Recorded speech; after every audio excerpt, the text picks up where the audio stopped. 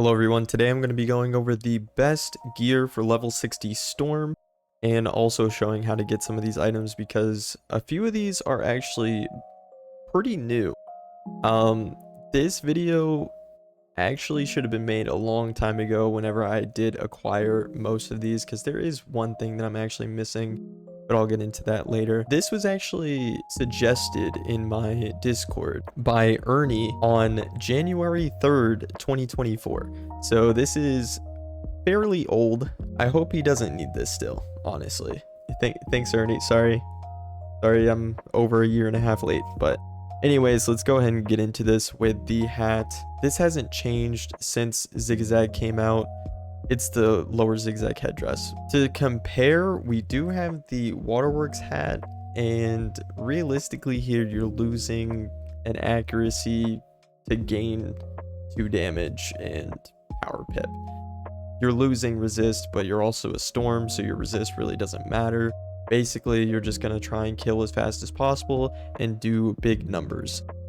Moving on to the robe, I also have the zigzag robe.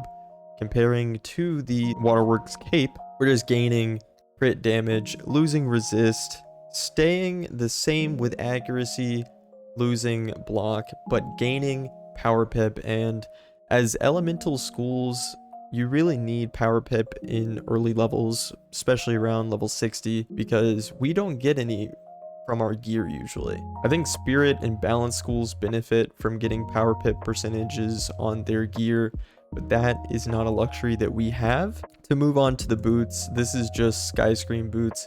There are a few pay to win options that you might want to go for if you are into pay to win, but they're from specific packs. From what I researched, some of the newer packs have boots that give less damage, but they'll give crit and more block, and then they'll also give pierce. So if that's something you're interested in, I'd go ahead and go to the crown shop and then go to packs, and then you can actually look at the stats with these specific magnifying glass, and then you can go in here and check out all the gear.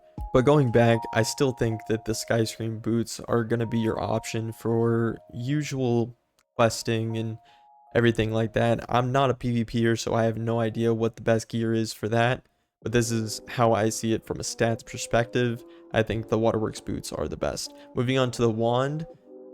This is insane because the last time that I did a level 60 gear guide, these didn't exist. And it's basically pretty much the same for the Athe and ring, but it's the atavistic from Celestia. And basically this is like a mini version of the level 100 Moros wands, and they're actually cracked. I mean, you're getting pierce, damage, and crit and block when, I want to say like 5 years ago, because I'm not sure when they did the update to the Malistier gear, but before that we only had the Skyrim Hosta, and now we have this that gives crit and crit block. And the level 50 ones don't give that, but they do give pierce. They give a lot of damage, but not like this. This is the wand to go for.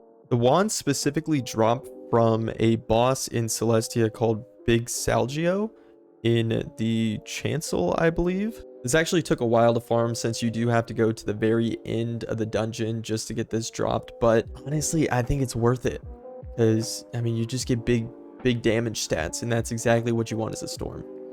Moving on to the Athe, we have the atavistic storm Athe, which just basically gives more damage than the level 56 one that I would have recommended before atavistic came out.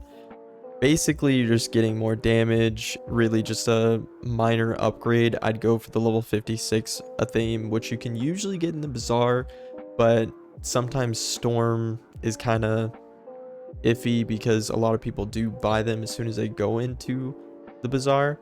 So if you can't get your hands on the level 56 one, you can get the level 51, which is in Winter Tusk, and you could just buy it from a vendor, just write it through the gates. Moving on to the amulet, I actually don't have the amulet that I want to recommend because I farmed so many times.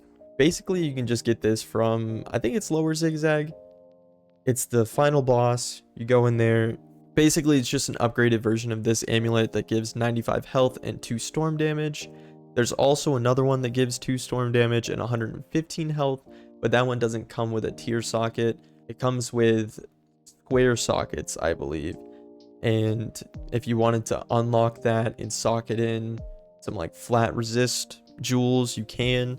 Moving on to the ring, I also have the Atavistic Storm ring, which compared to that level 56 ring that I actually do have, it gives the same amount of damage, but it does give crit instead of block, and it is a lot of crit. Honestly, you don't really have to go for this ring. You could just keep the Ring of Battle because you're not really missing out on much. Basically, you're losing 2% power pip, which power pip is valuable, so I could see the argument being made to keep the Amethyst Ring of Battle instead. But if you did want more offensive stats, I'd go for the Atavistic ring. For the pet, I'd go for a Quint. I'm still working on mine since this is a brand new account. I still haven't gotten my Quint, but hopefully I'll have that not too long in the future. For the pay to win option for pets, because for some reason that does exist, you're going to want to get the Scaly Frillosaur and Bronto mount that corresponds with that, and it's going to give you an extra 6 damage, which I think is absurd that they lock that behind something you can only spend crowns on to get. But if you're min-maxing, you gotta go with the Frillosaur Bronto combo. The best deck would be the Belosh deck that's dropped from the secret boss Belosh in the House of Scales. This basically just gives you 1% accuracy, and then you can socket on a triangle accuracy slot, which at the most at this level would be 6%.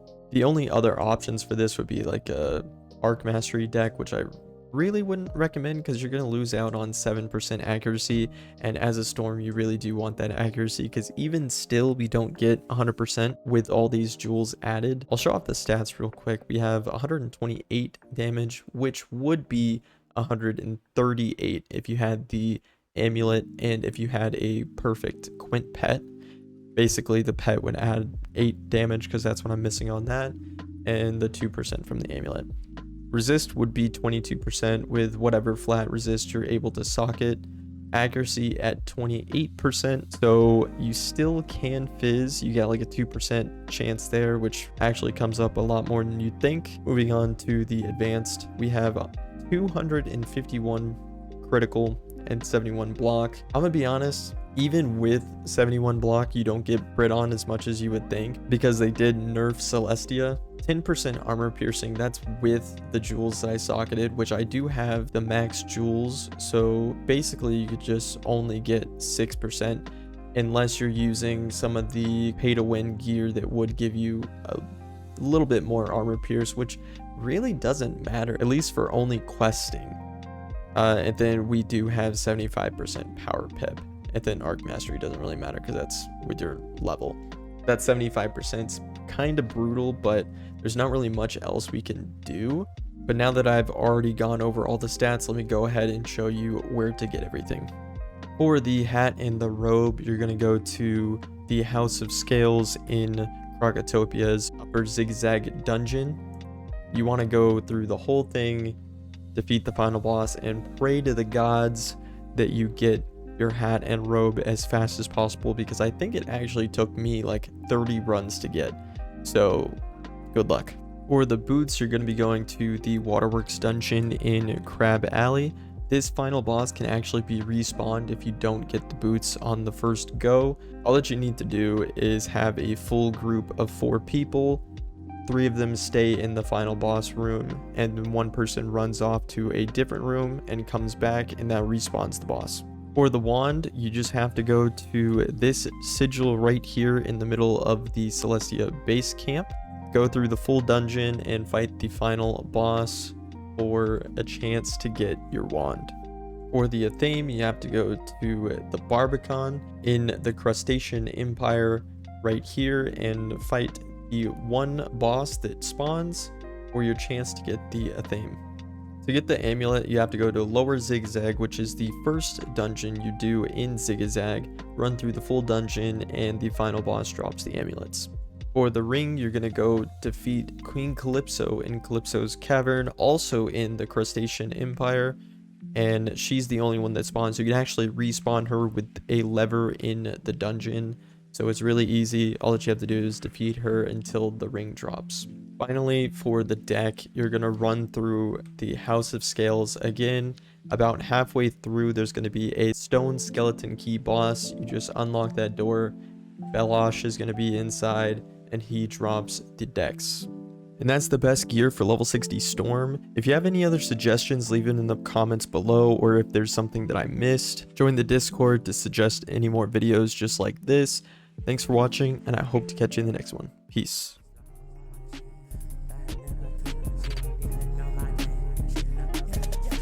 Pull up to Kings, chicken fingers in a stack, extra toast on the side, got that Texas in the bag. I don't chase fame, no delay, no relay. I mean in the zone, yeah, out of place with the bag.